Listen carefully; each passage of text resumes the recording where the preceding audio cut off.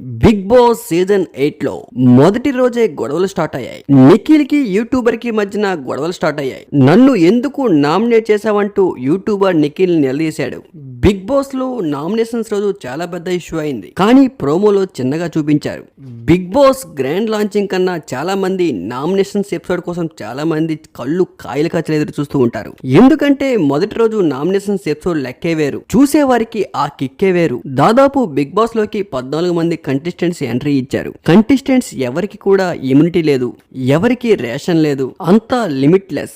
Today episode చూసుకుంటే last కి prize money కూడా 0 చూపించారు. అంటే కంటెస్టెంట్స్ మీకు మీరే సంపాదించుకోవాలి బిగ్ బాస్ హౌస్ లో ఉండి అన్నట్లుగా. హౌస్ లో ఉన్న కంటెస్టెంట్స్ వాళ్ళు చేసే పర్ఫార్మెన్స్ బట్టి, వాళ్ళు కష్టపడే కష్టం బట్టి, వాళ్ళకి వచ్చే టాస్కులు బట్టి వాళ్ళు సంపాదించుకునే అమౌంట్ చివర్లో బిగ్ బాస్ హౌస్ లో వాళ్ళకి సొంతమవుతుంది. ఈసారి బిగ్ బాస్ సీజన్ ప్యాటర్న్ అది 20 లక్షలు అవ్వచ్చు, 50 అవ్వచ్చు, కోటి అవ్వచ్చు. కంటెస్టెంట్లో ఎవరు ఎంత ఎక్కువ కష్టపడి సంపాదించుకుంటారో, డే అండ్ నైట్ హౌస్ లో ఎవరైతే కష్టపడతారో వాళ్ళకి లిమిట్లెస్ గా అమౌంట్ వస్తుందని లెక్క. నాగార్జున గారు ముందే చెప్పారు, టోటల్ బిగ్ బాస్ 8 సీజన్ మొత్తం లిమిట్లెస్.